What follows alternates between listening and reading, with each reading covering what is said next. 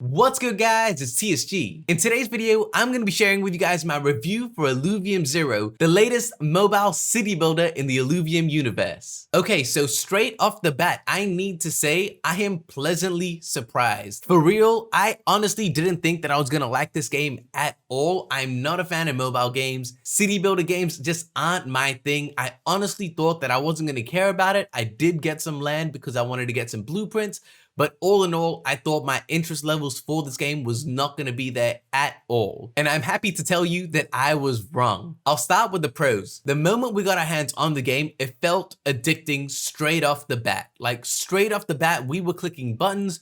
We were trying to build up and optimize and work out the best efficiency for gathering resources, trying to get to the fuel as quickly as possible. It really was a game that was driving you forward with every button that you were clicking or every tap that you were tapping. Overall, you can see the way it's built already, even in its alpha stage, how it's going to work, how it's going to drag people in. And I can imagine that if I'm working on one of my screens, I'm going to have Illuvium Zero on at all times just so I can see what's happening. Otherwise, those people that don't work at home, I'm sure when they're on their way to work on the bus or something like that, the train, they can pull it out, click, click, click. When they get to work, click, click, click. It's a constant thing that you're always going to go back to. And it's cool because that dopamine hit of every time you get something new, you upgrade something, it makes sense. I get why this was a game that we decided to go with. It makes perfect sense. And like I said, I really didn't think I was going to care for the game at all, but here we are. I am somewhat addicted. I honestly think I'm playing Illuvium Zero more than I'd played the overworld, and do with that information what you will, but it just is what it is. Additionally, we obviously have to talk about the visuals, right? Illuvium Zero was actually planned to come out much earlier, but they did a complete overhaul of the visual assets in the game. And by looking at the screen right now, you can see that it was well worth it. Like the game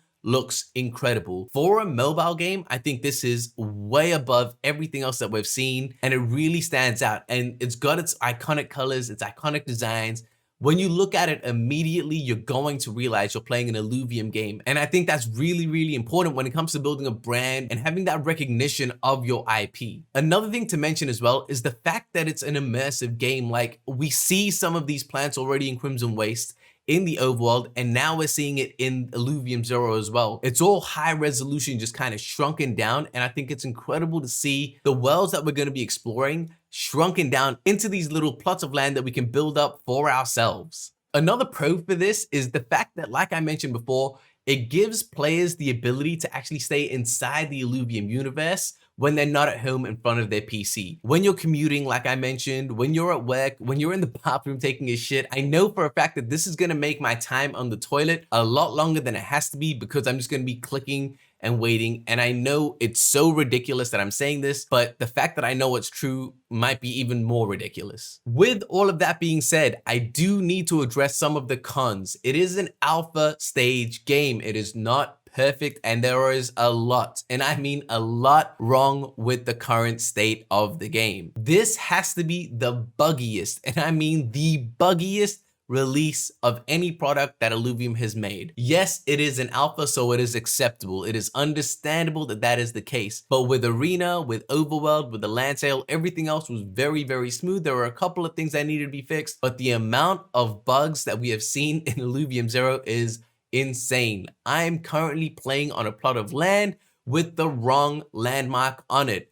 I am not the only person that is going through this. There are others that have built something, switched their plot of land, and completely just destroyed their land. Like they mixed up a tier 1 and a tier 4.